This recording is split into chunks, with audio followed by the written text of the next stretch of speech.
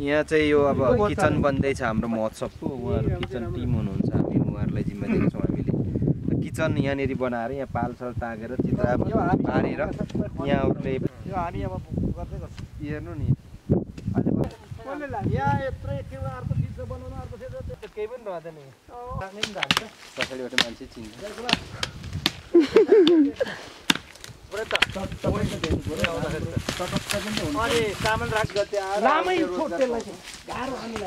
यहाँ चाहिँ हाम्रो किचनको लागि महोत्सवको किचन ग्रुपले चाहिँ अब दाउराहरू तपाईँको घारो घोच्चा काट्दैछ त्यो किचन बनाउनलाई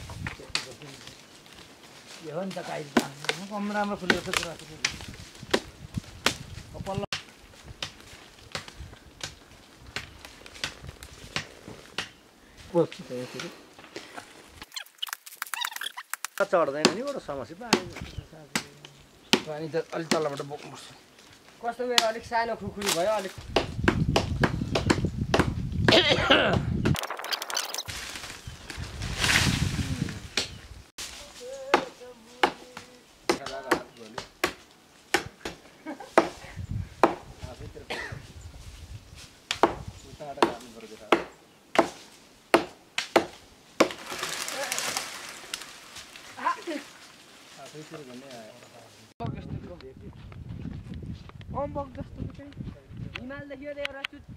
यो जुन पछाडिको परको टाढाको चाहिँ त्यो ढुङ्गाको भिर ढुङ्गाको चुचुरा देख्दै हुनुहुन्छ त्यसको नाम चाहिँ ढोल टासे हो किराँती मिथ जोडिएको छ योसँग यो चाहिँ भनाइ छ पहिला चाहिँ सुम्निमा पारुवाङहरूले चाहिँ साखेनवा नाच्दै नाच्दै त्यहाँ चाहिँ ढोल र झ्याम्टा चाहिँ टाली राखिएको छ र त्यो नजिकै जाँदाखेरि साखेनवाको बेला किराँतीहरूको यो महान चाड साखेनवाको बेला चाहिँ त्यहाँ ढोल झ्याम्टाहरू आफै बज्छ अरे भन्ने पनि एउटा चाहिँ कहावत छ र पुरानो चाहिँ यहाँका चाहिँ पुर्खाहरूले भन्नुहुन्छ साखेनवाको बेला यतातिर आइयो भने यहाँ कता कता यता चाहिँ नि ढोल झ्याम्टाहरू बजेको सुमधुर आवाजहरू सुनिन्छ भन्ने अझै पनि भनाइ छ किराँतीहरूको चाहिँ पिता पुर्खा सुम्निमा पारुवाङ चाहिँ यो नाच्दै नाच्दै जाँदाखेरि ढोल चाहिँ नि त्यहाँ बिसाएर त्यहाँ राखिएको र त्यहीँ नै अलप भएको त्यहीँ नै रहिएको भन्ने पनि कथा छ यो हामी जति सक्छौँ जुम लेन्सबाट तपाईँलाई तानेर देखाउनेछौँ यो एरियालाई ढोल टाँसे एरिया भनिन्छ र यही वरिपरि अझै पनि सुम्निमा पारुवाङको चाहिँ नि शक्तिहरू खेलिरहेको छ भनेर यहाँको मावि माङ्पा किराँती धामीहरूले भन्ने गर्छन्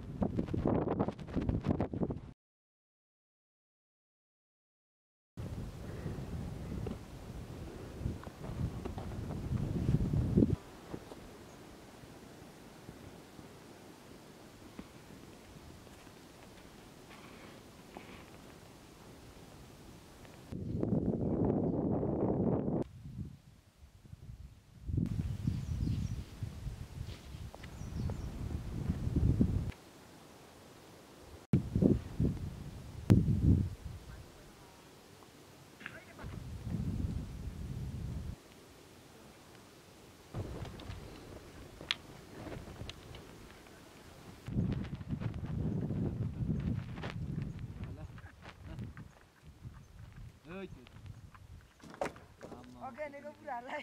यता ताकाछु यता उता ताकाछु यो चाहिँ मान्छे यो चाहिँ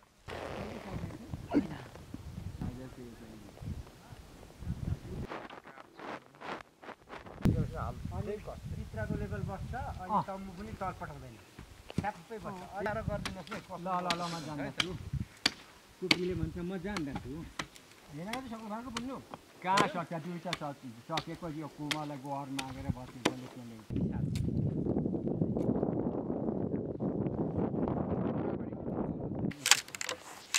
त्यो चिज ठडाएर त खान्छ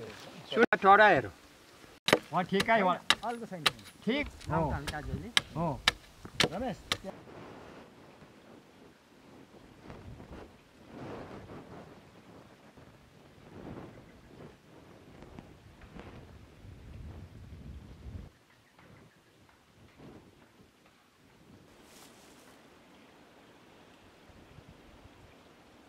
भेडाको उन भेडाको भेडाको उनको यो कतिवटा भेडाको चाहिँ एउटा लुकुनी बन्छ यो दुईटाको बन्छ दुईटाको हुन्छ